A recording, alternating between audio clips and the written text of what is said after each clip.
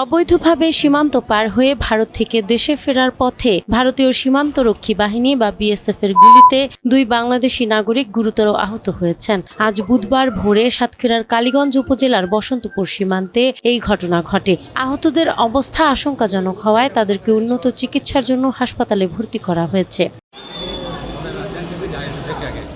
আহত ব্যক্তিরা হলেন কালীগঞ্জ উপজেলার শীতলপুর গ্রামের মোহাম্মদ মহিউদ্দিন এবং একই গ্রামের মোহাম্মদ শাহিন। স্থানীয় ও পারিবারিক সূত্রে জানা গেছে, পেশায় রাজমিস্ত্রি মহিউদ্দিন ও শাহিন প্রায় ১ বছর আগে অবৈধ পথে ভারতের তামিলনাড়ুতে কাজ করতে যান। আজ ভোররাত আনুমানিক ২টার দিকে ভারতের সীমান্ত পার হয়ে কালিন্দী নদীর সাঁতরে বসন্তপুর ঘাট দিয়ে দেশে ফেরার সময় বিএসএফ এর টহল দল তাদের লক্ষ্য করে নির্বিচারে গুলি চালায়। ৪ থেকে ৫ মাস আগে কর্মের উদ্দেশ্যে ভারতে গিয়েছিলেন। ভারতে থেকে আসার পথে ৩ থেকে ৪ মাস পরে উনি কুরবানি ঈদের সময় উনি রাত্রে আসার জন্য চেষ্টা করতেছিলেন এবং আমাদের কাছে ফোনও দিয়েছিলেন যে আমি আজকে রাত্রেই রওনা দেব। ভোরের পর থেকে ওনাকে আর কোনো খোঁজ পাচ্ছিলাম না আমরা। হঠাৎ করে অজ্ঞাত একটা নাম্বার থেকে আমাদের কাছে ফোন আসে যে ওনার পিঠে গুলি লাগছে। ওনারা ছিল ৩ জন, একজনের কোনো খোঁজ পায়নি।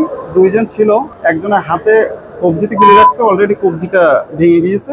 আর আমার চাচা শাহিনের ওনার পিঠে গুলি লাগছে। গুলিবিদ্ধ অবস্থায় স্থানীয় লোকজন তাদের উদ্ধার করে প্রথমে কালীগঞ্জ উপজেলা স্বাস্থ্য কমপ্লেক্সে নিয়ে যান। পরে অবস্থার অবনতি হলে কালীগঞ্জ থানার পুলিশ খবর পেয়ে ঘটনাস্থল পরিদর্শন করে এবং আহত দুজনকে দ্রুত সাতক্ষীরা মেডিকেল কলেজ হাসপাতালে স্থানান্তরের ব্যবস্থা করে। কালীগঞ্জ থানার ভারপ্রাপ্ত কর্মকর্তা জুয়েল হোসেন জানান, তারা অবৈধভাবে ফেরার পথে বিএসএফ এর গুলির শিকার হয়েছেন। তবে এই ঘটনায় বিজিবি কর্তৃপক্ষের কোনো আনুষ্ঠানিক বক্তব্য এখনো পাওয়া যায়নি। নাহার বৃষ্টি, টাইমস টুডে।